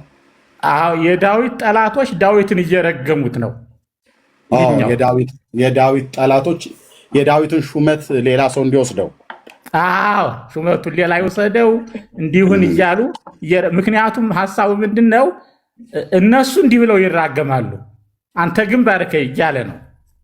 በእኔ ላይ ዝግብር በግዙ ዝግብር ላያስተዋደዩን አበ እግዚአብሔር። ይህ አሰራር እኔን ከእግዚአብሔር የሚያጣሉ የሚከሱ ሰዎች ነው እየተናገሩት ያለ ነው። ስለዚህ ዳዊት ምንድነው እዚህ ጋር እየተናገሩ ያሉት? ዳዊት ለድሃ አደግ ልጆቹ ምንድነው በባዕድ ያለ ሁሉ ይበርብረው፣ እንግዶችም ድካሙን ይበዝብዙት፣ የሚያግዘውም ማያገኝ፣ ለድሃ አደግ ልጆቹ የሚራራ ይኑር፣ ልጆቹ የሚጥፉ በአንድ ትውልድ ስሙ ይደምሰስ ብለው የሚረግሙት ሌሎች ሰዎች ናቸው ዳዊትን አይደል? አዎ ሌሎች ሰዎች ዳዊትን እየረገሙት ነው። እሺ ጥሩ። ምክንያቱም ሐሳቡ ምን መሰለህ? እነሱ ይራገሙ ምንድነው ሙንቱ ይረግሙ አንተ ባረክ፣ እነሱ ይራገማሉ አንተ ባረክ ይላል ዳዊት ራሱ። ደግሞ ማንን የሚረግሙት? ራሱ ዳዊትን አይደል? ራሱ ዳዊትን ነው የሚረግሙት ጠላቶቹ። እሺ ጠላቶቹ። አዎ ምን ብለው ነው የሚረግሙት? እንግዲህ ምክንያቱ ቁጥር 16 ላይ ምሕረትን ያደርግ ዘንድ አላሰበምና ይላሉ። አዎ ምክንያቱን እየዘረዘሩ ነው። ዳዊት የቱ ጋር ነው ምሕረትን አላደርግም ብሎ ያለው? የጠላት እኮ ነው። አደረገም አላደረገም ጠላት የሚለው ነው መውሰድ ያለበት እኮ ውሸታቸውና ታዲያ ውሸት ነው እንጂ ዳዊት ምሕረትን አላደርግም አላለም ማለት እርግማን ነው። እየጠሉት እኮ ነው። እርግማን ይላሉ እኮ ነው። ክስ እኮ ነው የሚከሱት ያለ ይኸው አላሰበምና ይላል። ምሕረትን ያደርግ ዘንድ አላሰበምና ይላል። አዎ ዳዊት ነው እኮ ዳዊት ምሕረትን ያደርግ ዘንድ አላሰበምና ብለው ሲሉ ጠላቶቹ በከንቱ ነው እየዋሹበት ያሉት ወይስ በእርግጥ ዳዊት ምሕረት ኦኬ በከንቱ ነው? እሺ ኦኬ በከንቱ እኮ ነው ማለት ረጋ ብላችሁ አዳምጡ። ገደለን ቆይ ገደለን እርሶም ረጋ ብለው ያዳምጡ። ቀጥሎ የሚመጣውን ጥያቄ ሲመልሱት እናየዋለን። እሺ የተሰበረውንም ሰው ይገድል ዘንድ አሳደደ ይላል። ማንን ነበር የተሰበረውን ሰው ይገድል ዘንድ ያሳደደው? ዳዊት። አጠቃላይ እነዚህ ሁሉ ፈጠራዎች ናቸው፣ በዳዊት ላይ የተፈጠሩ ፈጠራዎች። እሺ መርገምን ወደደ ይላል። ዳዊትስ የት ጋር ነው መርገምን የወደደው? አሁንም ያ ነው። በዳዊት ላይ የተነሱ ጠላቶች ዳዊትን ዝቅ ብለህ ሂድ አሁን ቀጥልታይ ዝቅ ቀስ እያልን ነው የምናዘግመው። መርገምን ወደደ ወደ እርሱ መጣች ይላል። ዳዊት ጋር ወደ ዳዊት ጋር መርገም መጣለች። አዎ በላት ሳሚ የተባለው ሰው ዳዊትን በዚህ መልኩ የረገመው እርግማን አለ። ዳዊት እነዚህን አሰባስቦ ነው ጠላቶቹ እንዴት እንደሚረግሙት መርገምን ወደደ በረከትን ጠላ እያሉ እንደሚጠሩት የእነሱ ሐሳብ አጠቃላይ ዳዊት መርገምን ስለወደደ መርገም ወደሱ መጣበት። ጠላቶቹ ዳዊት መርገምን ወዶ ሳይሆን ዳዊት ቆይ እነሱ መርገሙን እያመጡበት ነው። ዳዊት ግን ስለወደደ እያሉ እየረገሙት ነው። ኖ አይደለም። ቆይ መርገምን ወደደ ነው የሚለው። ወዳጁ ማን ነው? ዳዊት ነው። ምንድነው የወደደው? እርግማንን የወደደው። ሳሚን ደግሞ ሲሰድበው እንኳን ተዉት። እግዚአብሔር ምናልባት የእሱን ስድብ አይቶ ይምረኝ እንደሆነ ቁጥር 20 እስቲ አነበው። ቁጥር 20 አነበው። እንደዛ አይለም። ቀስ በቀስ ነው የምንሄድበት። ከላይ ጀምረን እንደውም እንመለሳለን። አዎ ዳዊት መርገምን ወደደ ብለዋል እርሶ ማለት ነው። አሁን እኮ ዳዊት እኮ ይህን እያደረገ አይደለም። ይመልሱልኝ። ዳዊት መርገምን ስለወደደ እነሱ ሳሚን የጠቀሱት ሳሚ የሚባለውን ተሳዳቢ ሰው የጠቀሱት በሱ በኩል እየሰደበው መርገምን ስለወደደ ዳዊት ማነው ሳሚ ደግሞ መርገሙን ከነዚህ ሰዎች ጋር ሆኖ ወደ ዳዊት እያመጣ ነው። ንጽጽር አሁን ምልህን አዳምጥና ኋላ መጨረሻ መልስልኝ አይሻልም? ጽድቅን የወደደው ወይስ መርገምን የወደደው? አሁን የዳዊት ጠላቶች ምን አሉ ነው? የዳዊት ጠላቶች ምን የሚበሉ መርገምን ወዷል ወይ? እሱ እኔ መርገምን ወድጃለሁ ብሎ አለ። አልወደደም። ዳዊት መርገምን አልወደደም። ታዲያ መርገምን ወደደ ብለው ያሉት እነማን ናቸው? አሁን እነዚህ ከእግዚአብሔር ጋር ይህ ስራ ከእግዚአብሔር ዘንድ የሚያጣሉኝ ስራውን እኮ ነው። ይህ ሰው እሱ ታች ላይ ነው እኮ ያለው መምህር፣ እታች ነው ገና ስንደርስበት ነው። አጠቃላይ እነዚህ ሰዎች እውነተኞች አይደሉም። ጠላቶቹ እንደሆኑ ገብቶናል። ዳዊት መርገምን ወዷል? አልወደደም። ወደ እርሱ መጣች ብሎ የሚለው ያልወደዳት መርገምን በሳሚ በኩል ነው ወደ እሱ የመጣችው። አዎ ዳዊት መረገም የሚገባው አይደለም፣ ግን እየረገሙት ነው። በሚረግሙት ሰዓት ላይ ታዲያ ምን ብለው ሳሚ በሚረግመው ሰዓት ላይ እንደውም ከዚህ ይህንን አንድ ውሻ ምናምን ነገር ብሎ የጦር አለቆቹ የነበሩት ሄደው ሊወድቁበት ሲሉ ተዉት አላለ? እና አሁን እኮ ዳዊት የሚለው ያለ ሳሚን ብቻ አይደለም እኮ ረጋሚዎቹን በሙሉ ነው። ተዉት ብሏል አይደል? አሁን እዛ ጋር ሳሚን ብለው ስለጠቀሱት ዳዊት ተዉት ብሏል አይደል? አይ እንትን ካልሰጠህ ልወጣ ነኝ። ምክንያቱም ለምን ይወጣሉ? ባፍ ነው ትናገረው። ኮንቨርሴሽን ነው ታዲያ፣ ኮንቨርሴሽን ነው። እኔ አሁን ምለውን ስታስጨርስ ነው መናገር ያለብን። የምለውን ስጨርስ አንተ ደግሞ ጥያቄው ሳስጨርስ እኮ እያቋረጥከኝ ነው። ችግር የለም ይቀጥሉ። ሙሉ ሀሳቡን ልናገር። ምንድን ነው የሚጀምረው? አምላኬ ሆይ ምስጋና ያንዝም አትበል ነው። ከዚያ የኃጢአተኞች አፍና የተንኮለኞች አፍ በእኔ ላይ ተላቆብኝና ይላል። አሁን ምን ብለውት ነው እንዲህ የሚለው ነው? በቃ እዚህ ነው መነሻው። አሁን አፋቸውን አላቀውበታል። እነማን? ኃጢአተኞችና ተንኮለኞች። ምን ብለው የሚለውን አሁን ከቁጥር 1 ጀምርና እስከ ቁጥር 18 ድረስ ይሄዳል። ቁጥር 2-3 ጀምሮ እስከ ቁጥር 18 ምን እያሉት እንደሆነ እነማን ኃጢአተኞቹ ተንኮሎችና ኃጢአተኞቹን አፋቸውን በላይ አላቀውብኛልና ነው የሚለው ያለ። ምን ብለው አላቀቁ የሚለውን ይህን ዝርዝር በጠቅላላ ዝርዝሩን ይናገራል። ወደ እግዚአብሔር ያቀርባል ዳዊት።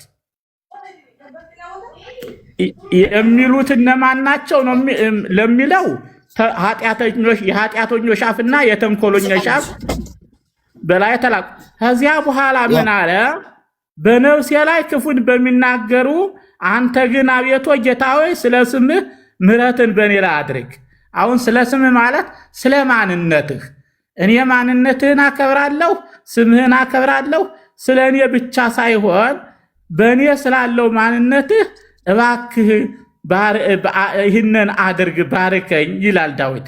ከላይ ያለው የኃጢአተኞችና የተንኮለኞች አነጋገር ነው። አሁን በተግባባን? እሺ ልመልስልዎት አባት። እሺ መልካም። ከላይ ከቁጥር 1 ጀምሮ ያለው ያው ነው። ዳዊት ለመዘምራን አለቃ የዳዊት መዝሙር ብሎ ነው የሚሄደው። ከዛ ቁጥር 20 ላይ ይህ ስራ ዝግብር የሚለው ይህ ስራ ከእግዚአብሔር ዘንድ በሚያጣሉኝ በነፍሴ ላይ ክፋትን በሚናገሩ ላይ ነው አለ። በሌላ አይደለም ይሄን ያወጅኩት፣ ይሄን የተናገርኩት። ተናጋሪው ራሱ ማነው? ዳዊት ነው። የተናገረው ዳዊት ነው። ምን እያለ? ወሰይጣን ይቁም በየማኑ ሰይጣን በቀኙ ይቁም እያለ የተናገረው ራሱ ዳዊት ነው። በማን ላይ ነው ይህን የሚለው?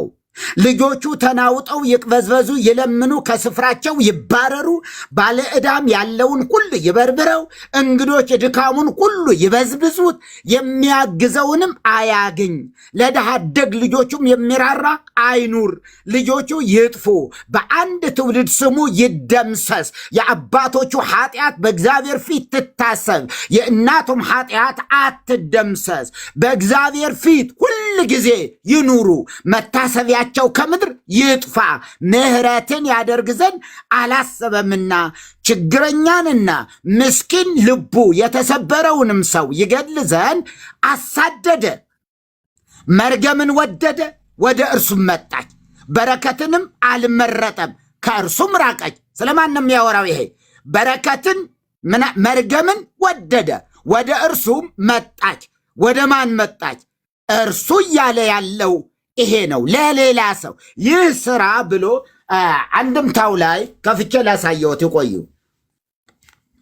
አንድምታው አይደለም፣ እዚህ አልተግባባንም። አይደለም፣ ይቆይ፣ ችግር እነርሱ ይራገማሉ፣ አንተ ግን ባርክ። አሁን ረጋሚዎቹ እነማን ናቸው? እነርሱ ይራገማሉ እያለ እኮ ነው። እነርሱ ይራገማሉ ይላል። ቁጥር እንትን ላይ ይዩት። ይቆይ፣ አሳየዎታለሁ። እሺ አይደለም፣ በስሜት እኮ አይተረጎምም። መጽሐፍ አይተረጎምም፣ በእውቀት እንጂ በስሜት አይደለም።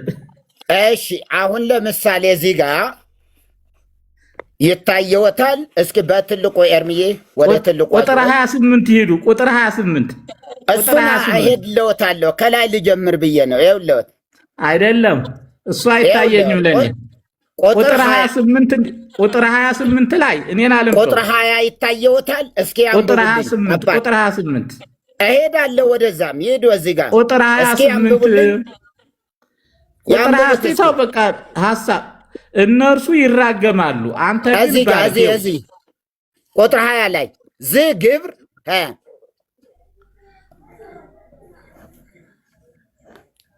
ዝመርገም ሲል ነው ይላል። እንዲያው ዝግብር ለእለ ያስተዋድዩኒ ሀበ እግዚአብሔር አለ። ያስተዋድዩኒ ግዕዝ አልተማሩም እንዴ? ያስተዋድዩኒ ሀበ እግዚአብሔር አለ። ዝመርገም አለ ሲል ነው። ይህ መርገም እኔን ከእግዚአብሔር ጋር በሚያጣሉኝ በሚያሳጡኝ በጠላቶቼ ይሁንባቸው። ንባቡን ነው መያዝ ያለብን። ዋናው ንባቡን እንያዝ። እነርሱ ይራገማሉ፣ አንተ ግን ባረክ። እነርሱ ይራገማሉ። ተራጋሚዎቹ እኮ ሌሎች መሆናቸውን ቁልጭ አድርጎ አስቀምጦልናል። በጠላቶቼ ይሁንባቸው እኮ አለ አይደለም። እሱ የአንድምታው አፈታት ነው። ንባቡን እንያዝ። አንድምታው ልክ አይደለም እንበላ። ምን ይላል? ቁጥር 28 ልክ ነው አይደለም? ግን አንድምታው ልክ ነው አይደለም? መጀመሪያ ልክ አይደለም ስህተት ነው ይበሉኝ። አንድምታው ትክክል አይደለም ይበሉኝ። እንለፈው።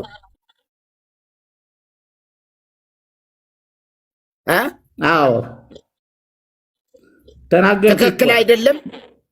ገጸ ንባብ ቀጥላ ቃል ነው እንጂ የሚያዝ የአንድምታ ትርጉም መመሪያ አይሆንም እንዴ?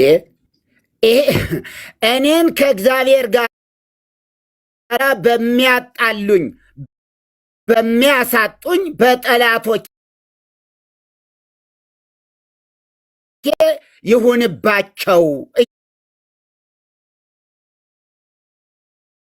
እያለ ነው እኮ ዳዊት። ይሄ ነው እነርሱ ይራገማሉ፣ አንተ ግን ባረክ ሲል ምን ማለቱ ነው? እነሱ ይራገማሉ። እውነት ነው፣ ቃል በቃል ነው እኮ። አዎ፣ እና ቃል በቃል ነው የምፈልገው። ይተውት፣ አንድምታው እንዲህ የሚባለውን ይተውት። በቃ እኮ ተሳስተዋል፣ ትክክል አይደለም ይበሉኝ።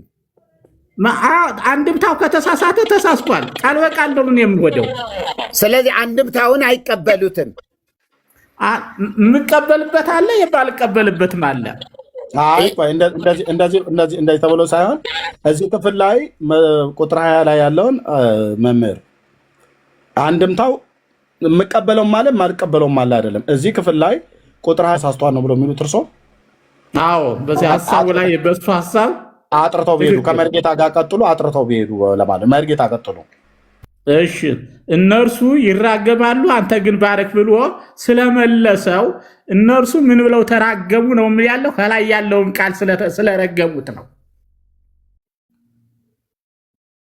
ምክንያቱም ይህ ቃል ፈች ነው። መጽሐፍ ቅዱስ መፍታሳ ያለብን በመጽሐፍ ቅዱስ እንጂ ከዚያም አምጥተን ከዚያም ለቃቅመን ያ ይላል ይህ ይላል በማለት አይደለም። መጽሐፍ ቅዱስ ራሱ ይተረጉማል። ራሱ መጽሐፍ ቅዱስ ልክ ግን ምን መሰለዎት፣ አሁን በዚህ ነገር ላይ አባቶችስ ምን አሉ? ለመሆን ይሄ ክፍል ምን ብለው ተረጎሙት ብለን ለማየት ነው የሚያገለግለን እንጂ ከዋናው ምስጢር ከዋናው ቃል ቆዩኝ ከዋናው ቃል ይበልጣል ማለት አይደለም። ነገር ግን መርገም ሲል ነው። ይህ መርገም እኔን ከእግዚአብሔር ጋር በሚያጣሉኝ በሚያሳጡኝ በጠላቶቼ ይሁንባቸው። ወለእለ ይነቡ እኩየ ላዕለ ነፍስየ በሰውነቴ ክፉ ነገርን በሚናገሩብኝ ሁሉ ይሁንባቸው። ማን ነው ይሄን እያለ ያለ? ዳዊት ነው። ዝመርግም ማለት እነዚያ የተናገሩት ማለት ፍች እኮ ያው ነው። አሁን ይህ መርገም እኔን በሚረግም ይህ መርገም እነዚህ እንዲህ እያለ ከዘረዘረ በኋላ እኮ ነው እንዴት ብለው እንደረገሙት እኛን ምን እንዳውቃለን አልነገረን። ስለዚህ ይህንኑ መርገም በጠላቶቹ ላይ ይሁንባቸው እያለ እየተራገመ ነው አይደል? አይደለም፣ እየተናገርኩ እኮ ነው። እንዴ አያዳምጡም እንዴ? እምለው ያለሁ እኮ ይህንን እርግማን ተናግረውብኛል። በኔ እርግማኑን ከዘረዘረ ለምሳሌ አንድ ሰው እገሌ እንዲህ ብሎ ሰደበኝ፣ ግን ይህ ስድብ በሱ ላይ ይሁን ማለት ነው ሐሳቡ። ጠቅለል ሳረገው እገሌ እንዲህ ብሎ ሰደበኝ፣ ይህ ስድብ ግን የሱ እንጂ የኔ አይደለም፣ በሱ ላይ ሆነ በሱ ላይ ይሁን ማለት ነው ዳዊት። ምክንያቱም ከታች ያለው ሐሳብ ነው። እነሱ ይራገማሉ አንተ ግን ባረክ። ምን ብለው ነው የረገሙት? ከላይ ያለውን ቁጥር 3 ማስረጃዎች ላቀርብና ልወጣ ነው። አንደኛ ከላይ ስላለው ነገር አይደለም የሚናገረው የሚናገረው ምን አለ በዳዊት? እሺ ጥያቄ መልሱ። የኃጢአተኛ አፋው ዳዊትን ምን አሉት? ዳዊትን እኮ ስንቶች አሳተውታል እኮ ከቤተ መንግስቱ አባረውታል። አይደለም እንዴ? ከዚህ ላይ ባለው ከቤተ መንግስቱ ታሪክ ነው። ያን ሁሉ ያደረጉበትን ነገር ዳዊት ይናገራል፣ ይመሰክራል። ምን አሉ? ኃጢአተኞችና ተንኮል ተጽፏል እኮ። የተጻፈውን ነው የምጠይቅ። የተጻፈውን ነው እኮ የምነግረውት ያለው። ኃጢአተኞችና የኃጢአተኞች አፍና የተንኮለኛ አፍ ዳዊትን ምን አሉት? ቆይ እንደዚህ ልውጣና ያው ጥሬ ቃሉ አሁን መጽሐፍ ቅዱሱ በራሱ የሚናገረን ፍንትው ያለ እውነት ነው። ምንም አይነት አያሻማም። ዳዊት የጠላቶቹ የተናገሩትን ንግግር አይደለም ይዞት የቀረበ ጠላቶቹ ያሉት ነገር አለ። ጠላቶቹ ያደጉበት ነገር አለ። ስለዚህ እዚህ ጋር ግን ራሱ ኦሪጂናል ተናጋሪው ዳዊት ነው። የሰዎቹ ንግግር እያንጸባረቅ አይደለም፣ መልሶ ወደ ራሱ እየወሰደው አይደለም። የነገሩት ነገር አለ። ምን አሉት? ጠላቶቹ ምን አሉት? ጠላቶች ረግመውታል። ጠላቶች ደግሞ እኔ የጸለይኩላቸው፣ እኔ የባረኳቸው፣ እነሱ ግን ይረግሙኛል ብሎ የተናገረበት ክፍል ነው ይሄው ራሱ። ምን ብለው ረግመውታል። እሱ ነው የሚያውቀው። ምን ብለው ይህንን የተናገረበትማ ይኸው ራሱ አለ። ምን ብለው? እንዴት ምን ብለው ማለት? ምን ብለው? ወይን ይሄን ምን ብለው ይበሉ? ወይን ይሄን ልመልስ ወይስ ወይ መልስ? ይኸው እሱ እኮ ይህንን የተናገረው ጠላቶቹ በተናገሩበት ነገር ላይ ነው። መጽሐፍ እንዲህ ይላል። ለምሳሌ ሐዋርያ ጳውሎስ ስለ ጻፋችሁልኝስ ብሎ ይናገራል። ምን ብለው ጻፉለት አንልም። ምን ብለው ሐሴታችማ ግልጽ ነው። ሐሴታ ለመቅረብ ብለው ይቻላል ብለው ተነግሮ ይመስማ እዚሁ አለ። እዚህ ላይም አለ የጠላቶች መርጌታ በአጠቃላይ እኮ አባ የዳዊት መዝሙር ነው ይሄ። ዳዊት የተናገሩት ነው። ሌሎች ሰዎች የተናገሩትን እያንጸባረቅ አይደለም። ሌሎች ሰዎች እንዲህ ብለውኛል እያለ አይደለም ነው። ምን ብለው ረገሙት ነው ጥያቄው። ይራገማሉ ብሏል። ምን ብለው ረገሙት? አዎ ይራገማሉ፣ ይረግሙታል። እነ ሳሚ ለምሳሌ ሳሚ የሳኦል ዘመድ የሆነው ሳሚ ትቢያ እየነሰነሰ አፈር እየበተነ አንተ የደም መሬት እያለ አንተ የደም ሰው እያለ ይበትንበት ነበር፣ ይረግመው ነበር። ሌላ እንሂድ። በዚህ መሰረትማ ይኸው እኮ ተጻፈ እኮ በግልጽ ነው እኮ የተጻፈ። አይደለም አሉኝ። እሺ በሉ እየወጣሁ ነው እንግዲህ። ለምን ይወጣሉ? አንድምታውን አለመቀበሉ በጣም አድንቄ ይወጣለሁ። የተሳሳተ ትርጉም ነው የነሱ ትርጉም ማለቱ ወጥ እንዴ። እሺ ለሌሎቻችሁ ግን ሳሚ የተባለ ሰው ይረግመው እንደነበረ መጽሐፍ ቅዱስ ያወራል። መጽሐፍ ቅዱስ ይናገራል፣ በስፋት ይናገረዋል። አንተ የደመር ከኋላው እየተከተለ እንደውም ወታደሮቹ የዳዊት ተከታዮች ምን ይሉ ነበረ? እንግደለው ወይ እንምታው ወይ ሲሉት ታውት። ምናልባት እግዚአብሔር ልኮት ከሆነስ? ምክንያቱ ኃጢአቱን ያውቃል፣ ዳዊት በደሉን ያውቃል፣ እግዚአብሔርን እንደበደለ ይገባዋል። ስለዚህ ይሄ ሰው መራገሙ ምን ብሎ ነው የሚያስበው ማለት ነው? በቃ እግዚአብሔር ልኮታል ማለት ነው። እግዚአብሔር ልኮት ሊሆን ስለሚችል ተውት ይርገመኝ ብሎ የፈቀደበት መንገድ አለ። እዚህኛው ላይ ግን እገሌ ለሚባል ተራጋሚ እነ እገሌ ለሚባሉ በሚል ምልከት አይደለም። በቀጥታ የሚናገረው እነዚያን ምን እያለ ነው? እየተራገመ ነው ያለ በግልጽ። ለዚህ ነው የአንድምታው ተርጓሚዎችም አልተሳሳቱም። የሚሳሳቱበት መንገድ አለ። አዎ አለ። በጣም ብዙ ይሳሳታሉ። ብዙ አንድምታ ላይ ቅማንት ይላሉ፣ ጎንደሬው፣ ትግሬው፣ ጎጃሜው እና ኦሮሞው፣ ጋላው ምናምን ነገር እያሉ ይናገራሉ። እዚህ አንድምታ ላይ ምን አገናኘው ከዳዊት ሕይወት ጋር? ብንል ምንም የራሳቸው እዚህ መልክዓ ምድር የኢትዮጵያን መልክዓ ምድር ለመስጠት የሄዱበት መንገድ ካልሆነ በቀር ዳዊት ቅማንትን አያውቅም። ላያምንበት ቤተ ክርስቲያን እንደሚሰራ እንደ ቅማንት ይላል አንድምታ 22 ላይ መሰለኝ።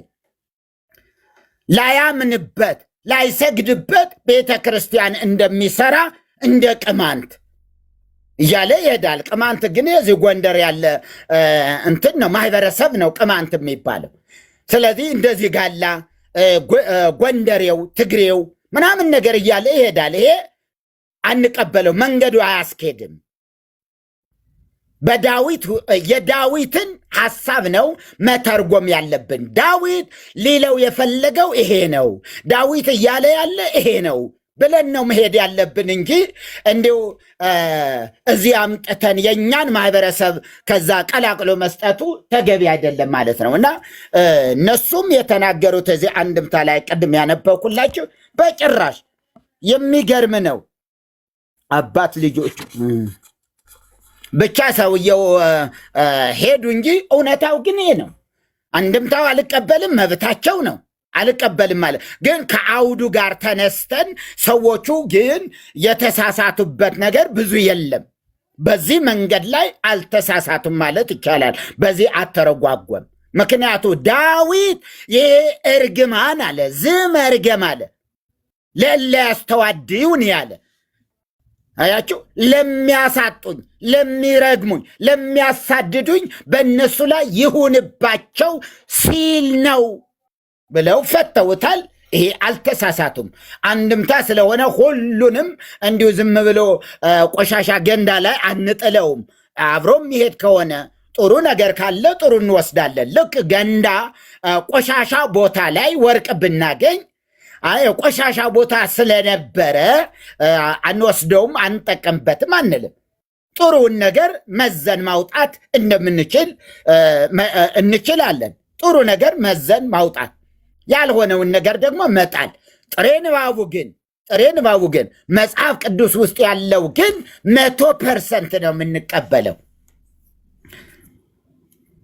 100% ነው የምንቀበለው። የተሳሳተ ነው ብለዋል። ማን ከታች ያለው አልቀበልም አላሉም። ልክ አይደለም፣ ከንባቡ ጋር አብሮ አይሄድም ብለዋል። ከእናት ትርጉሙ ጋር አብሮ አይሄድም አሉ። ይሄ ማለት ምን ማለት ነው እንዴ? አብሮ አይሄድም ማለት እኮ አልቀበለውም ነው እኮ፣ ትክክል አይደለም ነው ዘይቤው። አነጋገሩ እንደዛ ነው እንጂ ዳዊት የሚለው ግን ይሄው ነው በደንብ። በጣም ደግሞ ቁጥር 20 ላይ ይህ ስራ ይህ ግብር ያሉት እዚህ አንድምታው ይህ ስራ ከእግዚአብሔር ዘንድ በሚያጣሉኝ በነፍሴ ላይ ክፋትን በሚናገሩ ነው ብሎ ነው የተናገረ። እነሱ እንዲህ ብለው ተናግረዋል፣ አንተ ግን አለ እነሱ እንዲህ ብለዋል በሚናገሩ ላይ ይሁንባቸው፣ ይኸው ይሁንባቸው። አንተ ግን አለ በእነሱ ላይ ከተናገረ በኋላ ልክ እንደ ምንድነው የሚባለው እዚህ ያለ የመርገም መጽሐፍት አሉ አይደለ? የጸሎት መጽሐፍት የምንላቸው እንደዛ አይነት ነው። መንገዱ ያው ነው እንጂ ሌላ ሰው እየረገም አይደለም ማለት ሌሎች ሰዎች የረገሙትን እየደረደረልን አይደለም ዳዊት። ሌሎች ሰዎች በዳዊት ላይ የተናገሩትን እየደረደረ አይደለም። እሱ ራሱ ኦሪጂናል ተናጋሪው ነው፣ ራሱ ነው። እገሌ እንዲህ ብሎ ነበረ በሚል ዘይቤ አይደለም የሚናገረው። ይህ ነው የዳዊት መዝሙር ስለሚል ለመዘምራን አለቃ የዳዊት መዝሙር አምላክ ሆይ ምስጋናዬን ዝም አትበል፣ የኃጢአተኛ አፍና የተንኮለኛ አፍ በላዬ ተሳልቀውብኛልና። ሲጀምር ይሄን ነው ያለው፣ ተሳልቀውብኛልና በሽንገላ አንደበትም በላዬ ተናገሩ፣ በጥል ቃል ከበቡኝ፣ በከንቱም ተሰለፉብኝ፣ በወደድኳቸው ፈንታ አጣሉኝ። እኔ ግን እጸልያለሁ፣ በመልካም ፈንታ ክፉን፣ በወደድኳቸውን ፈንታ ጠላትነትን መለሱልኝ አለ። ስለዚህ በእነዚህ ሰዎች ላይ ምን ይሁን? እንዲህ በሚያደርግ ሰው ላይ በላዩ ኃጢአተኛን ሹም፣ ሰይጣንም በቀኙ ይቁም። በተሟገተ ጊዜ ተረቶ ይውጣ። ይህ አንድምታው አንድ በአንድ ነው እየተረከ ስለ ጠላቶቹ እንደሆነ የሚናገረው። የሰማነውን በእዝነ ልቦናችን ያሳድርብን። ኤርሚ ወጣ እንዴ?